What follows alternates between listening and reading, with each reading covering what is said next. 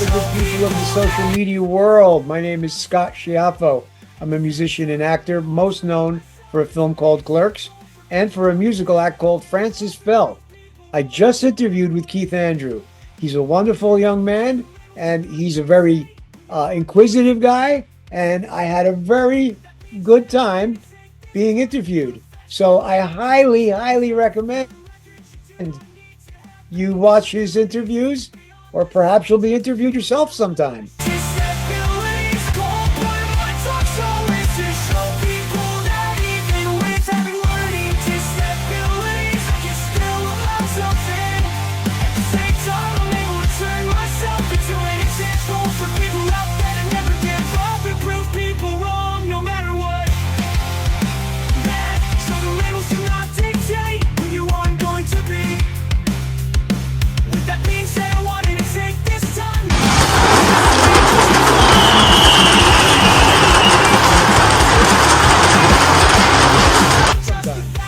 Andrew and the Keith Andrew Network is available on YouTube, Facebook, TikTok, Instagram, and LinkedIn. Make sure to like, share, and subscribe. With that being said, our guest already introduced himself. So the first question I want to start off with is icebreakers. Tell our audience a little bit about yourself. Well, I'm an actor musician, but actually now I'm sort of labeling myself musician actor. I'm focusing a lot more on music these days.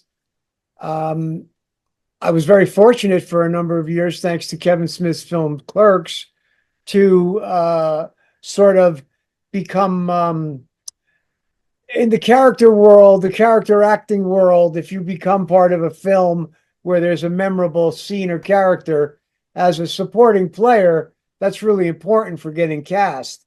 So it was a phenomenal dream come true being a part of that movie. But I was and am a musician at heart. My main passion is music, playing guitar. And I got some music coming out this year with the partners I've been making music with for a very long time. So I'm excited. No, absolutely. Hashtag absolutely. As you mentioned off the air, but I do want to talk about it here. It's been 30 years since the movie Clerks came out, and a little shout out. It's been 30 years since WrestleMania 10, since The Amazing Spider-Man came out, and 31 years ago for Mighty Morphin Power Rangers. But it's funny because in the entertainment world, it goes by so fast. You're absolutely right. Yeah, and we're very fortunate, my castmates and I from Clerks, because that film, once the internet, there was no internet when the film first came out. It was old school newspapers, magazines, word of mouth, and renting the video. That's how people sort of got connected to the movie. But early on, Kevin Smith, the filmmaker, he harnessed the power of the internet, and he amassed a lot of followers on the internet long before there was social media. He had his own message board for View Askew, and very great timing, because as he went on to produce more films, the word of mouth through the internet became a much more powerful thing. So, but you're right, time flies. I can't believe that here we are, next month, 30 years that the movie has been, it was released in theaters 30 years ago. And of course, we filmed it a year and change earlier. So, it's like an entire lifetime ago for me, but a wonderful experience. No, I agree with you. So the next question I want to ask you, might as well ask the list of questions I have right here. So in 1994, you were part of the movie Clerks. So my question I want to ask you is, who inspired you to become a part of this franchise, and how did you audition? Well, we're going back to a time where indie film was a pretty new thing. This is pre-Pulp Fiction, This is pre, well, it's funny because now people use Clerks and Pulp Fiction as the barometer for when they go back to say when the indie film movement of the 90s took off and came about. Clerks was one of those films. But before Clerks, there was a much smaller grassroots indie filmmaking community on the East Coast. And I had been a musician and I was in a band for years. And I'm very open about this. I had a pretty bad alcohol and drug problem in those years. And I was sort of bringing the band down with my issues and problems. They couldn't rely on me. So I knew they were right. They had to ask me to leave. And they went on and they continued with the songs I wrote with them because I was one of the original key members. But after that had happened, I sobered up a little bit, but I thought, let me get back into the acting. And I just saw an ad. It was an ad in the local paper here in northern New Jersey. And they were all from South Jersey, Kevin Smith and his crowd. I was an hour and a half away. But I saw, there weren't that many people making films in New Jersey in 1992. So I said, I got to get to this audition. And I drove an hour and a half one way. I got there and I did my monologue. Very thankfully, they liked me and they called me back. The second time they called, if they called you back, they were going to give you something to read from the script. The first audition was just a monologue. You performed for them. So, there was no master plan other than I wanted to get into indie film.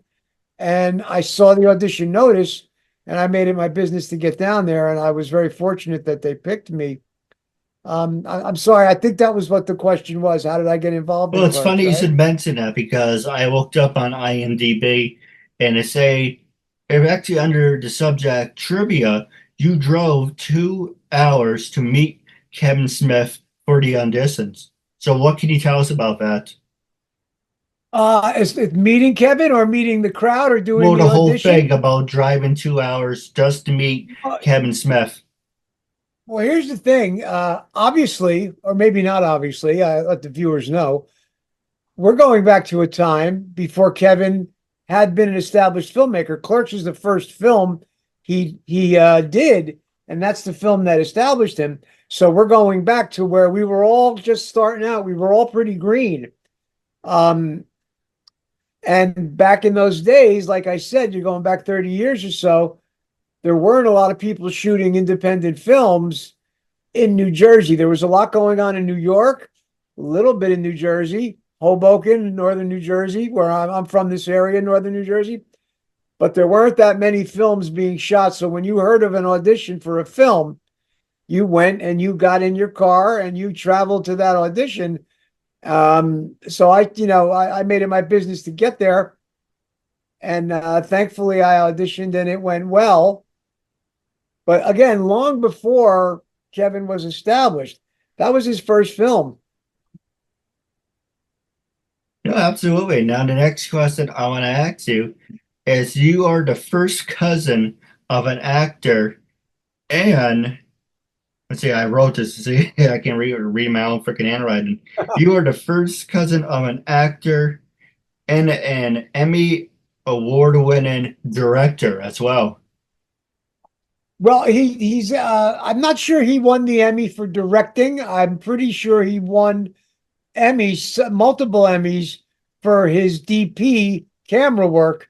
Yes, he was a fine actor. Yes, he was I say was, he still, I haven't talked to my cousin Rick in quite a while, but he was a fine actor, but he was a real professional DP. He worked on several of the soap operas in New York City, and he worked on a lot of events like the Olympics that sent him as a cameraman. So he was very decorated and as a professional cameraman. But I was not that close with that side of my family until many years later. It's oddly enough. So that we became pretty good friends late 90s, early 2000s, long after Clerks. Now, the next one I want to ask you, now we mentioned from 1994, let's jump ahead to 2019 when you were a part of Jay and Silent Bob reboot. What was that Yeah. experience like? Well, that was really exciting. I mean, whenever those folks call and they have something for me, it's always wonderful because that's like a special, it's developed over the years to be like a special cinematic universe and family. Um, it was cameos for the original cast of Clerks to be in the reboot. And the gag was Jay and Silent Bob are crashing this convention, and at the convention, there's a Clerks panel. So they come running into the Clerks panel. And on the Clerks panel are a number of the original Clerks actors. But it was a great 3 days in New Orleans. It was my first time to New Orleans, and it was a wonderful way to get to see the city and go to some of the nice restaurants and check out some of the things in New Orleans. But it's always a blast being a part of any of Kevin's projects because we all have this kinship of being connected to that very first one. And now let's fast forward 2 years after that. You were part of the third Clerks movie. What was your experience like being on the final last one? Because you were in the first one. And actually, let me ask you, if you don't mind me for asking, how come you weren't part of the second? I mean, it's always great to be part of the journey when it starts and when it ends. But Sure. whatever happened in between? Well, I mean, plain and simple, Kevin does not necessarily write to appease the characters from film to film, meaning in the Clerks 3, there's a very interesting device that brings us back from that first movie. There's a reason, is what I'm saying. In Clerks 2, the story became a very different story, and there really was not a place for the Chewlies Gum Guy per se that would have made real sense.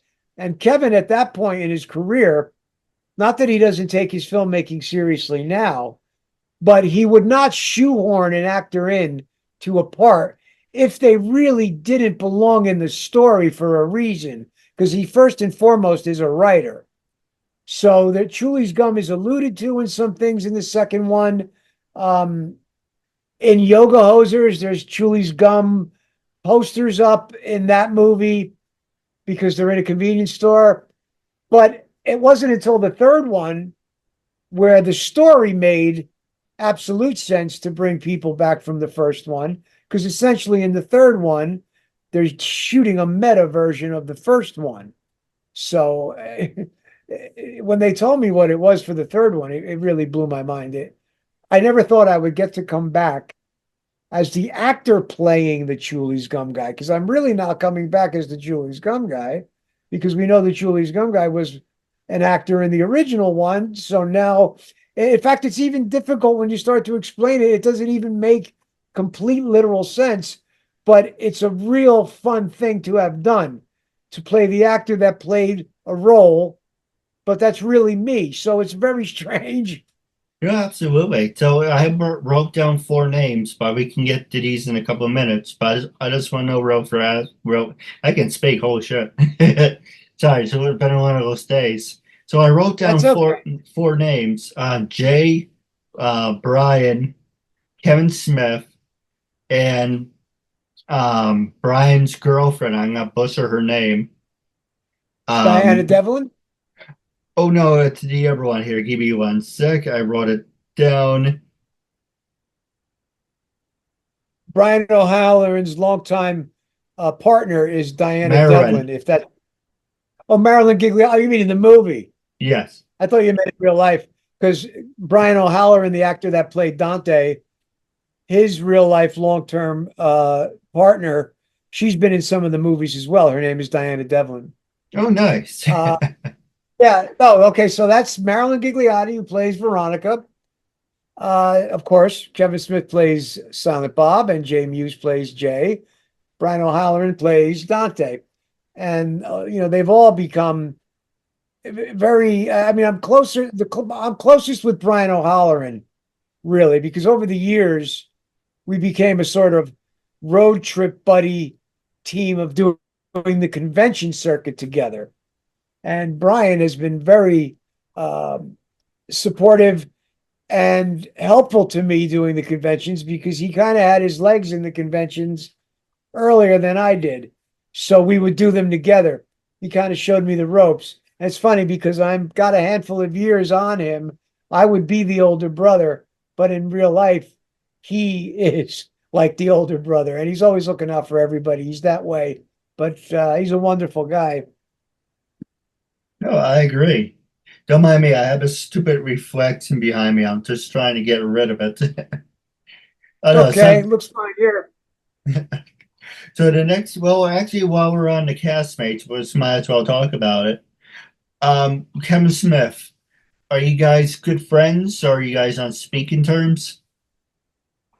Well, we're certainly on speaking terms. We're not buddies, buddies. Um, it'd been many years since I talked to him or saw him in person because I stayed in northern New Jersey. I stayed on the East Coast. I never went out to California. And Kevin, shortly after, I think it was after Chasing Amy, he had moved out to California semi-permanently at that point. Now he's back and forth all the time. But he had moved. He and I had gotten close on the phone the first year or two when Clerks came out because it was the very beginning of all the amazingness that we would experience, the film would experience. But sure, when we see each other at an event or if they call me in for something, I was on Comic Book Men, which was his television show for many years. It's always wonderful to see him and reconnect with him. But at the same token, I'm not as close with him as I am with Brian O'Halloran or even Marilyn Gigliotti. We've done more road work together. Kevin and Jay, they've been the real two hardcore buddies that have done the majority of the appearances and the touring with the movies. Absolutely. Hey, if you can put a good word in for me, I would love to have Dante on the show. Yeah, Brian is the sweetest guy, man. I mean, he's been super busy since the third one came out because he really knocked it out of the park with that. I mean, I'm not one for sports and sports analogies, but his performance in the third one uh, is far above and beyond what people may have been expecting or thought on many levels, not just comedic, but on serious levels. I don't know if you're familiar with the story of the third one or if you've seen it, but it gets pretty serious. And he's getting a lot of well-deserved accolades for his performance in that. No, he deserves it, and Brian's more than welcome to be on the show. I didn't mean to call him Dante. That's the first thing that popped in my head. But Brian, I would love to work with him. The thing I That's didn't like okay. about the third one, I didn't see it. The thing I didn't like about the third one is that they killed, I think, his character or Jay's character. And I'm like, Right. well, No, and I yeah, just no, did. Brian, Oh, go yeah. ahead. No, Dante dies in the third one. And I was like, well, once I heard that, I was like, screw it. I don't want to see it, that. But it's like, I seen you go. Life is full of depression and crap all the time. You want to go laugh. You want to be taken out, and that's what the Keith Andrew Network is. It's a half hour of taking you out of reality. You're supporting a talk show host with a disability, and then you're just it's an escape. So going to see a movie that you grew up watching since 1994 just to have them kill one of the characters, it's kind of like a kick in the face. So I mean, that's my 2 cents about it. But actually, I wrote a Well, funny. sure. Yeah, I mean, yeah, I understand that, and you're not alone in that.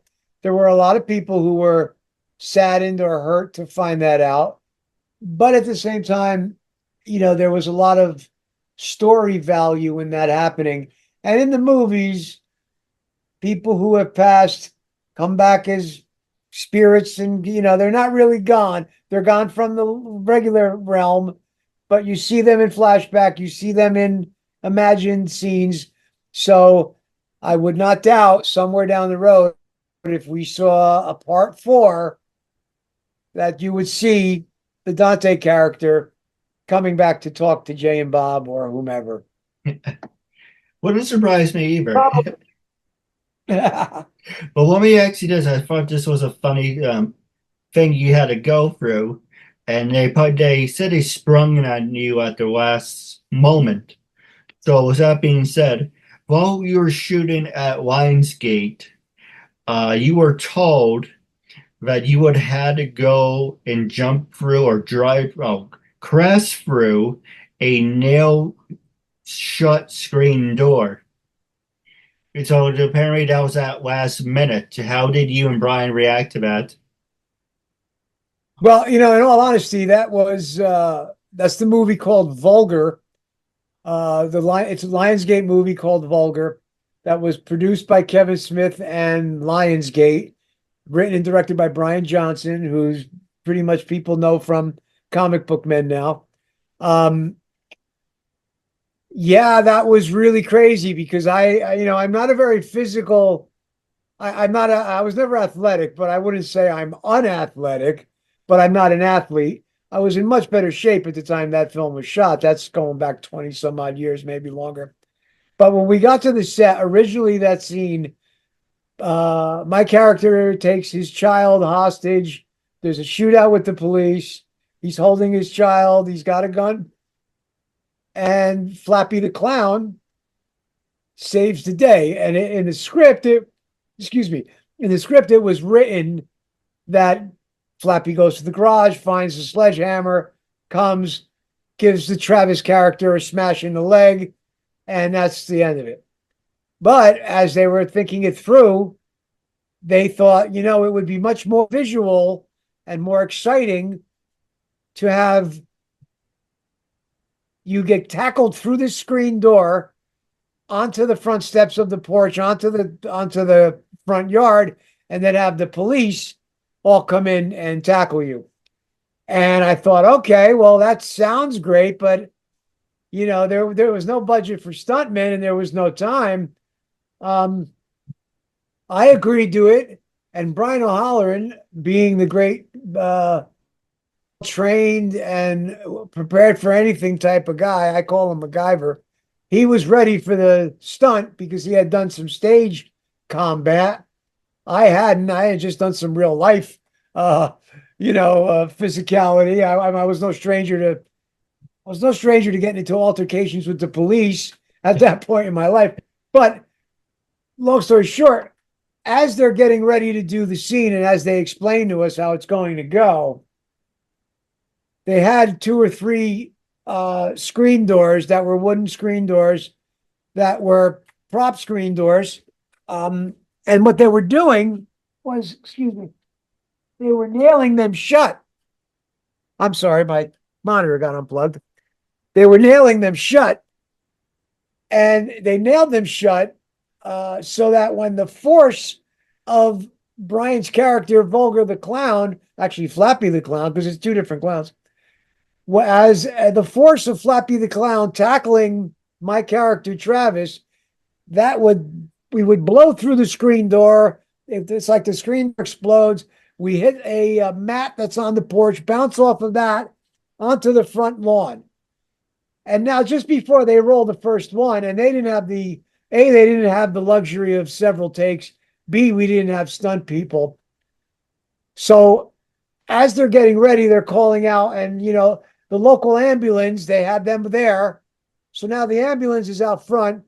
And as we're about to do the first take, I'm thinking, wow, I mean, somebody can get hurt pretty badly here. And it's probably going to be me.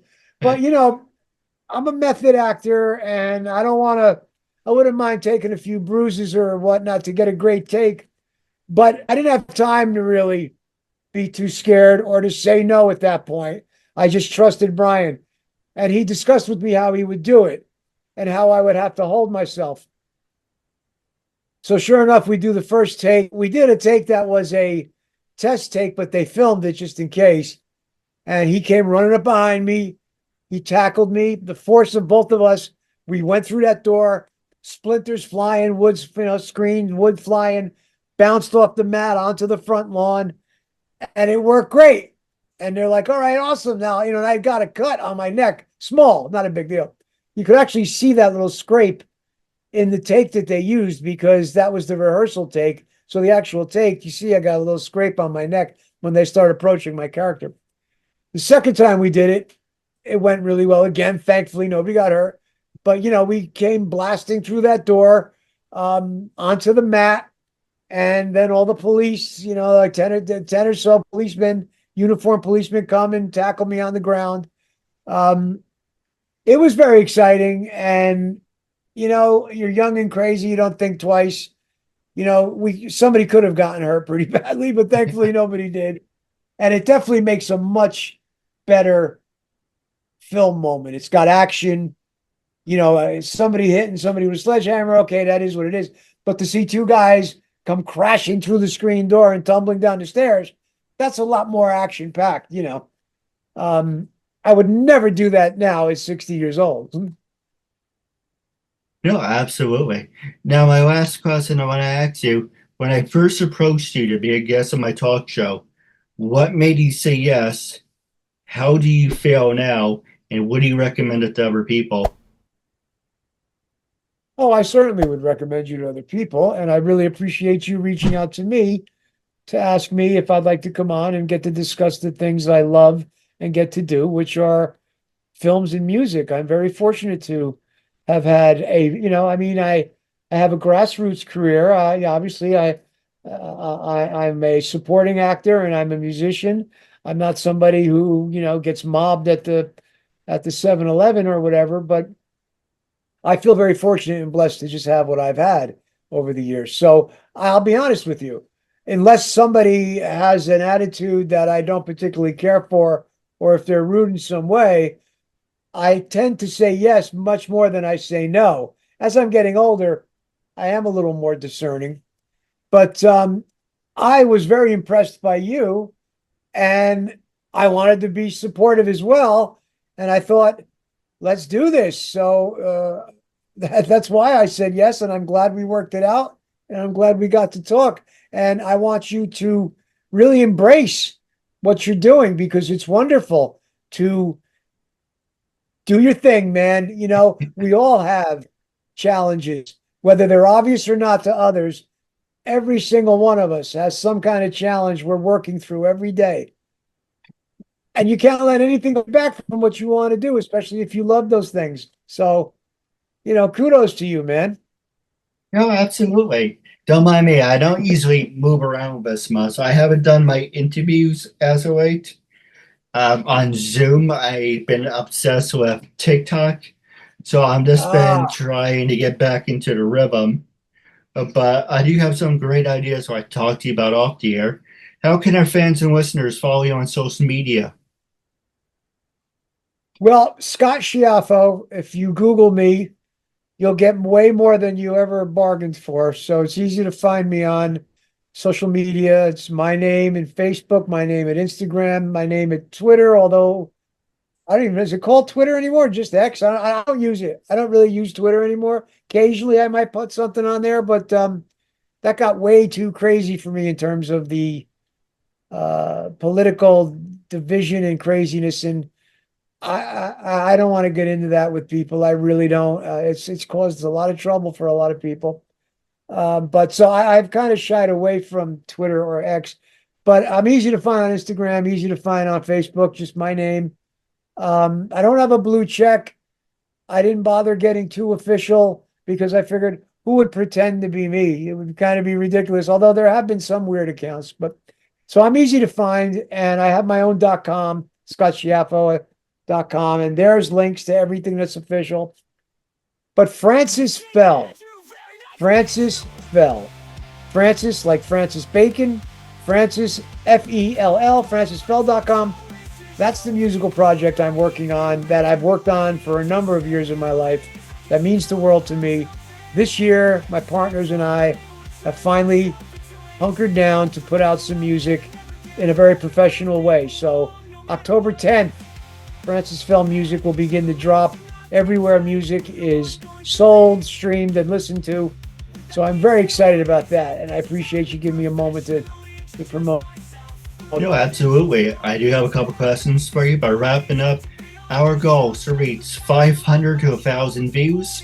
This will be played on all social medias, and I hope you can share it as well.